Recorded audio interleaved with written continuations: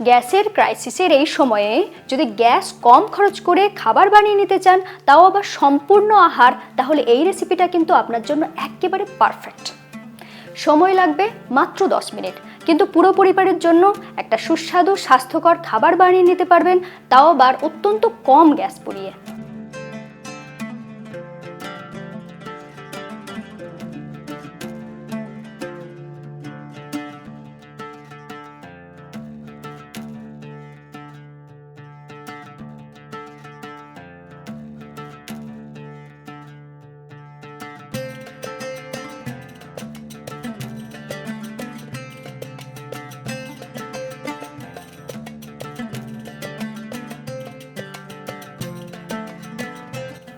রান্নাটা একদম সহজ করে শিখে নিতে সঙ্গে রইলাম আমি ঋতুপর্ণা। আপনারা দেখছেন ঋতুর রান্নাঘর। আমি এখানে নিয়েছি 1 কাপ চাল, সাথে নিয়েছি 1/4 কাপ মুগ ডাল। দেখে যেন ভাববেন না আমি এখন খিচুড়ি বানাবো।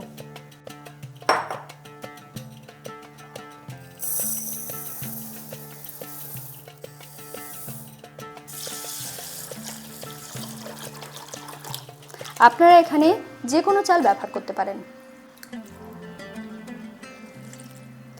এরপরে চাল এবং ডালটাকে বেশ কয়েকবার জল পাল্টে পাল্টে ভালো করে ধুয়ে নেব। আর 1/4 কাপ সয়াবিনকে আগে থেকে আমি গরম জল দিয়ে ভালো করে ধুয়ে নিয়েছি। আর এখানে কিছু সবজি ব্যবহার করব, তার মধ্যে নিয়েছি 4-5টার মতন বিনস, 2টো গাজর, 1টা ক্যাপসিকাম, আর নিয়েছি 1টা আলু।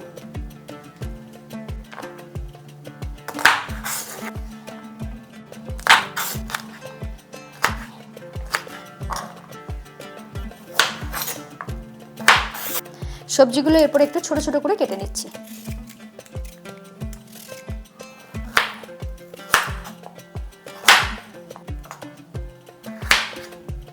দেখুন গাজরটাকে একটু বড় রেখেই কেটেছি।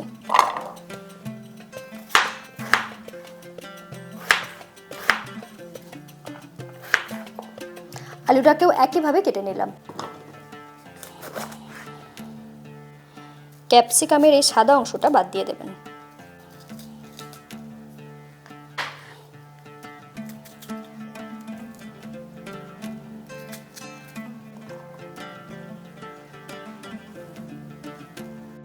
সব সবজিগুলো একটু ছোটর উপরে কেটে নিয়েছি।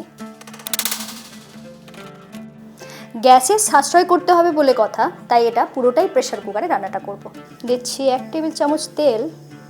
তেল ভালো মতো গরম হয়ে গিয়েছে। এরপর ফোড়নে দিয়ে দিচ্ছি গোটা জিরে 1/2 চা চামচ, গোটা মৌরি, আর দিয়ে দিচ্ছি গোটা সর্ষে।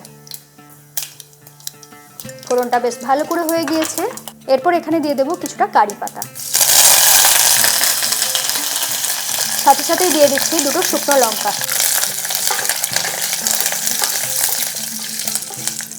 ফোড়নটা কিন্তু বেশ ভালো করে ভেজে নেবেন, তবে গন্ধটা খুব ভালো আসবে। এরপর কেটে রাখা সবজিগুলো একে একে দিয়ে দেব। প্রথমেই দিচ্ছি আলু, দিচ্ছি গাজর, বিনস, দিচ্ছি ক্যাপসিকাম।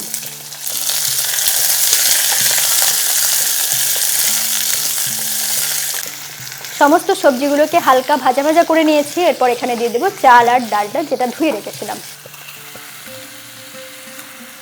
চাল আর ডালটা থেকে কিন্তু অবশ্যই জলটা ঝরিয়ে নেবেন, তারপর ব্যবহার করবেন।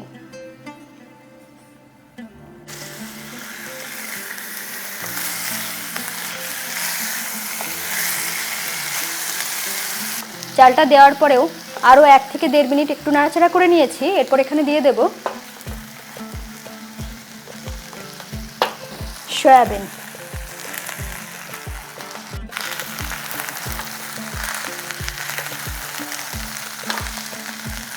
মশলার মধ্যে আমি এখানে শুধু ব্যবহার করব আদা বাটা 1 টেবিল চামচ।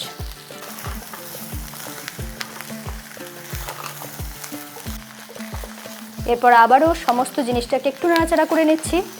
এখানে জলটা একটু মাপ করে দেবেন, তাহলে বেশ ঝরঝরে হবে। আমি এখানে 1.5 কাপ জল ব্যবহার করছি।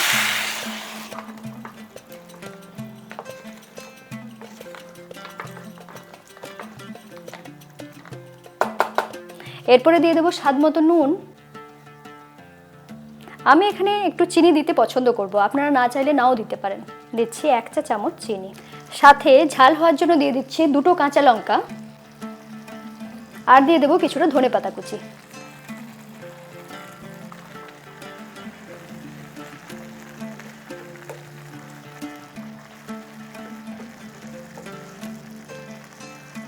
এরপরে প্রেসার কুকারটা বন্ধ করে দিচ্ছি।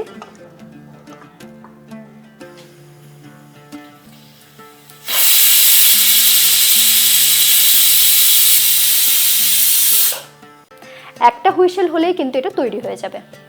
প্রেসার কুকারটা খুলতে একটু সময় লাগবে, এরই মধ্যে এর সাথে খাওয়ার মতন একটা সাইড ডিশ বানিয়ে নেব।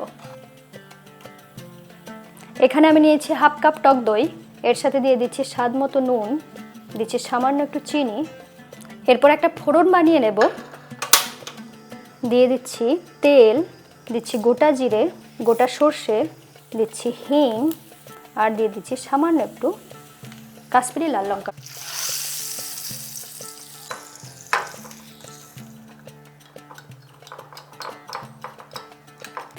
এই রায়তাটা ভীষণ ভালো হয় খেতে। আপনারা কিন্তু লিখে জানাতে ভুলবেন না যেরকম রায়তা আগে কখনো খেয়েছেন কিনা। ওপর থেকে দিয়ে দিচ্ছি কিছুটা ভেজে রাখা কারি পাতা। এবার দেখা যাক প্রেসার কুকারটা খুলে কিনা।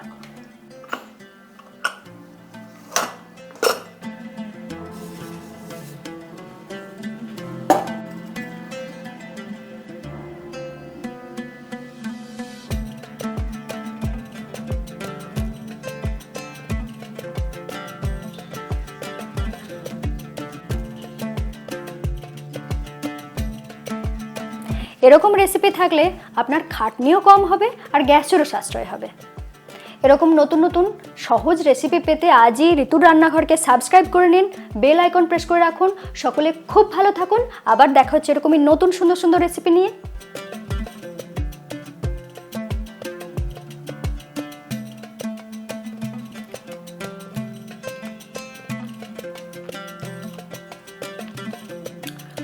এরকম পদ থাকলে দুপুর কিংবা রাত্রে খাওয়াটা কিন্তু জমেই যাবে।